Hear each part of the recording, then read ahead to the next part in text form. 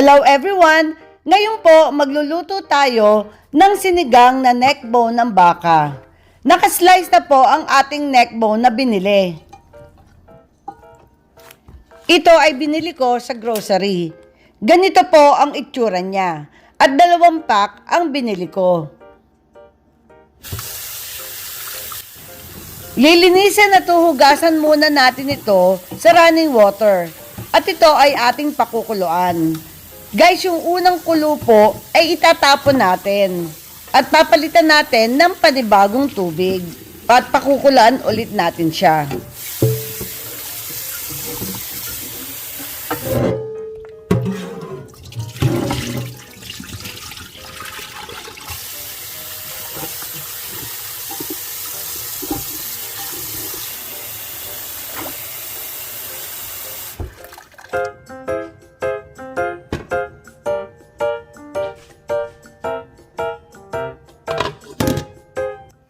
Ito ang unang kulo ng ating baka. Ito po ay itatapon natin.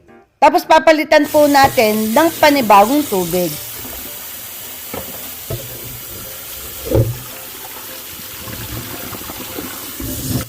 At bago ito pakuluan ulit, lilinisin muna natin ang ating mga beef neck bone.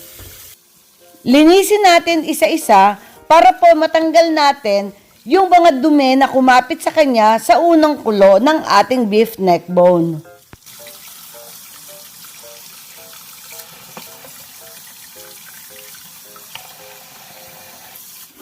At linisin nyo na rin ang pot na pinagpakuluan niya para talagang malinis ang gagamitin nyo. At i-arrange ulit ito sa ating pot at ito ay ating pakukuluan. At bago ito isalang sa ating stove, hugasan po ulit natin ito.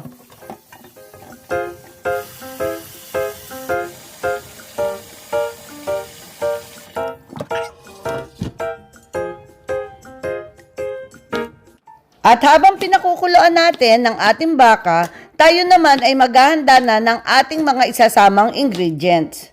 Kailangan po natin ng 3 kamatis. Yung mga medium size kamatis po. At ganito ang gagawin nyong hiwa. Hindi po maliliit, medyo lakihan nyo po. At isang large size na sibuyas. Ganon din po ang gagawin nating hiwa dito. Medyo malalaki guys.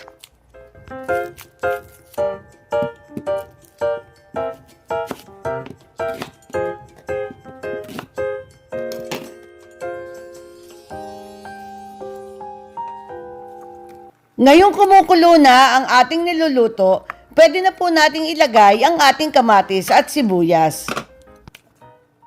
At takpan hanggang sa ito ay kumulo.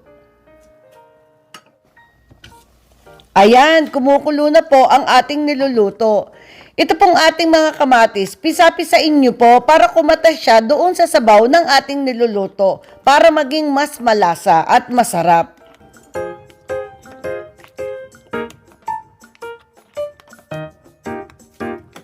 Maglagay ng 2 beef nor cubes.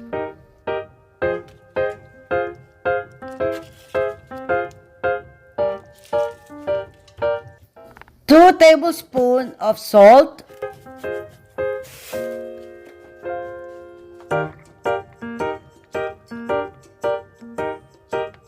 Lagyan ng cover at ito ay pakuluan hanggang sa lumambot sa low to medium fire.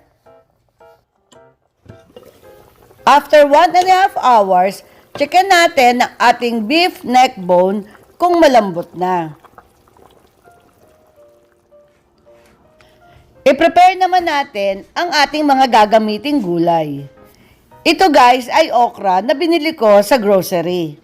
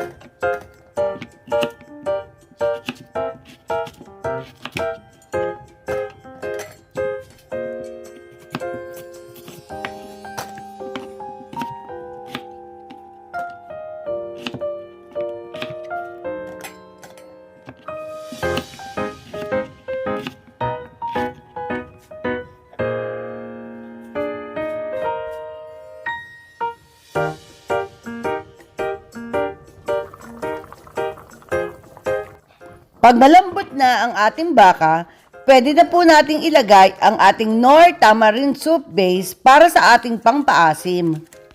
Naglagay ako ng 1½ sachet of Knorr Tamarind Soup Base dahil ang gusto po namin maasim ang aming sinigang.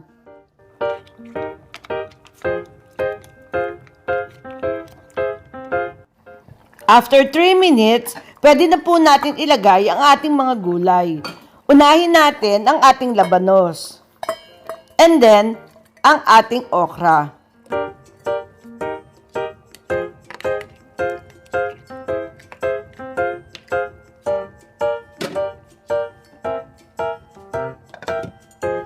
Pagluto na ang ating mga gulay, pwede na rin nating isunod ang ating spinach at ang siling haba. Tikman nyo ang inyong sabaw kung ito ay okay na sa asim at sa alat.